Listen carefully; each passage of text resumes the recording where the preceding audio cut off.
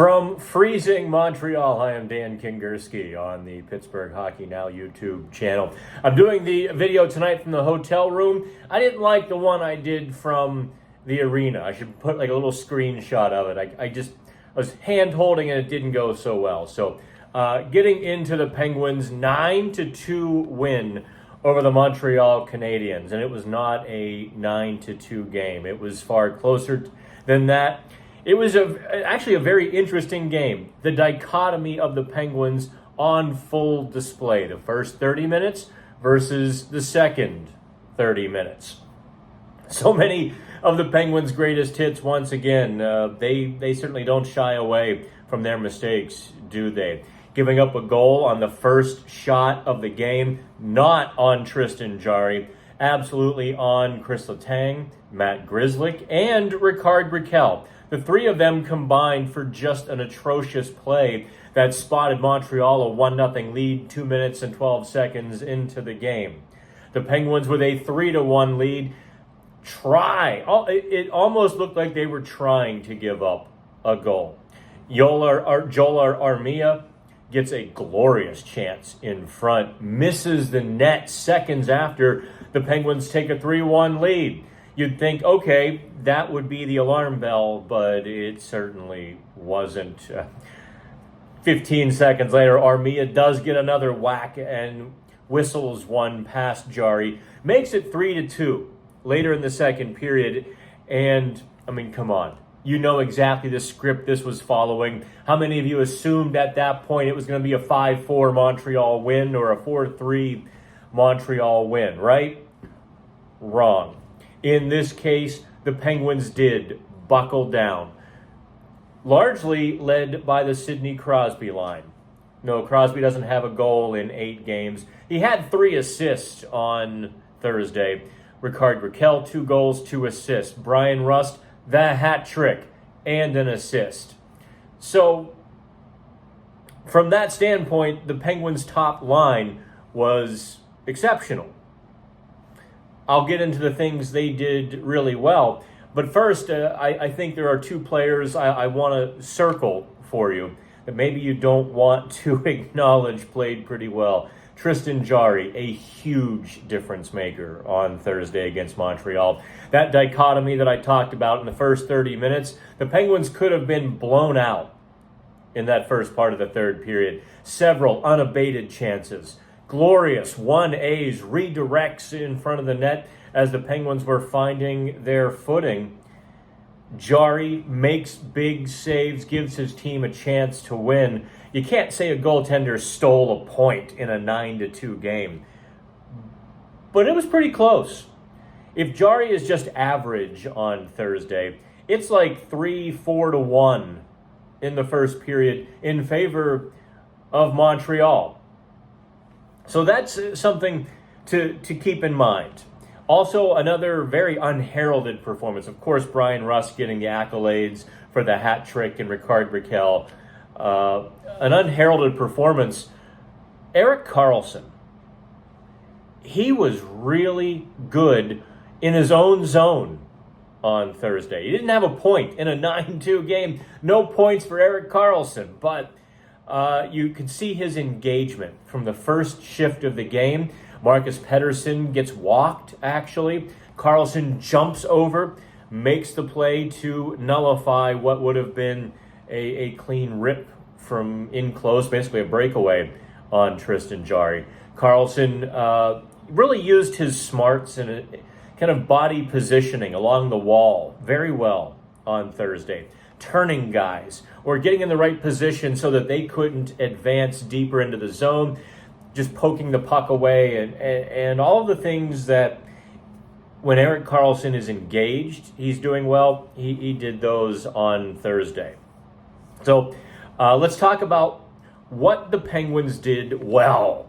I know it's almost boring. You guys want me to just tee up the Penguins and fire away, but they did a lot of things well, especially in the second 30 minutes.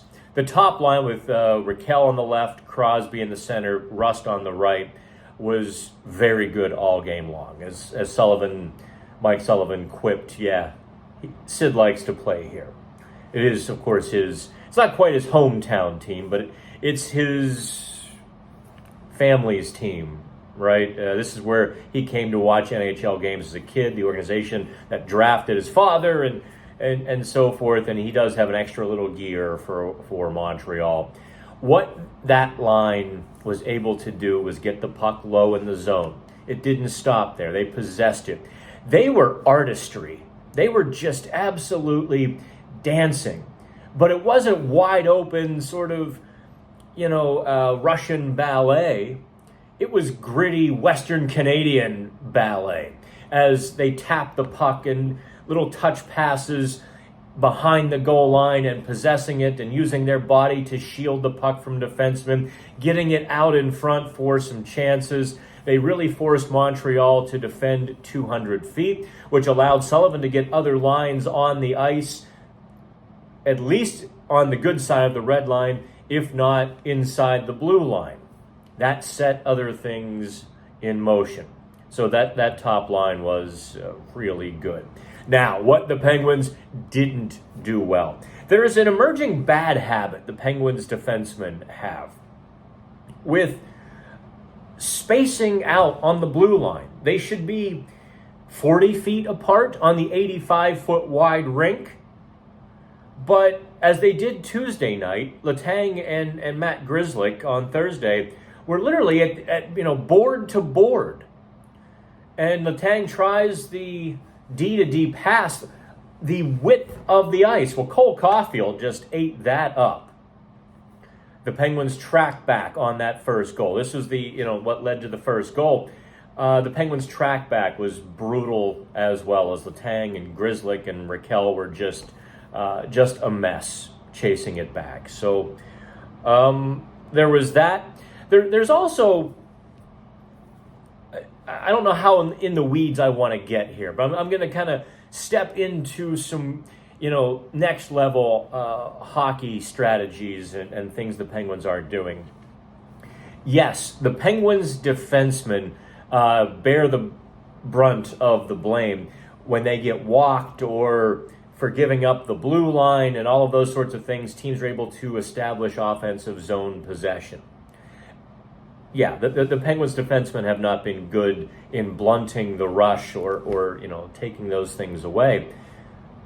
But the Penguins forwards, by and large, are also not creating layered traffic through the neutral zone. They're not back-checking and getting in front. They're not doing those things that slow down the opponents, which protect their defensemen and protect their goalie. So, I saw some of the analytics crowd, rightfully so, and I'm not arguing. I think, adding context and more information here, kind of hammering the Penguins defensemen for seeding the blue line, I think was the stat du jour, the graph du jour on Thursday. The Penguins forwards are almost equally to blame for that statistic because they're not creating those obstacles and speed bumps or what have you for the opponents. They're too often, not getting the puck deep or not creating traffic. So just to keep that in mind, when you see the other team coming through center ice full speed, your natural inclination is to look at the defenseman because they're the last line of defense, and now you're watching that. But realize if the other team has speed through the neutral zone, that's on the forwards. So the Penguins have a practice in Montreal on Friday. I actually haven't gotten out in Montreal at all. I walked to the corner bodega to get some lunch today, and that was as much Montreal as I've had. It's just so blustery cold here. Good Lord Almighty. That's it for me. Do me a favor, like, subscribe, and share the video around. I'll keep doing them if you keep watching them. Thanks a lot. I'm not sure when our next podcast will be. Just the awkward way the travel is working out, and it might not be until next week. But I appreciate y'all subscribing to No Pucks Given as well. All right, thanks a lot from Montreal. I'm Dan Kingerski on the Pittsburgh Hockey Now YouTube channel.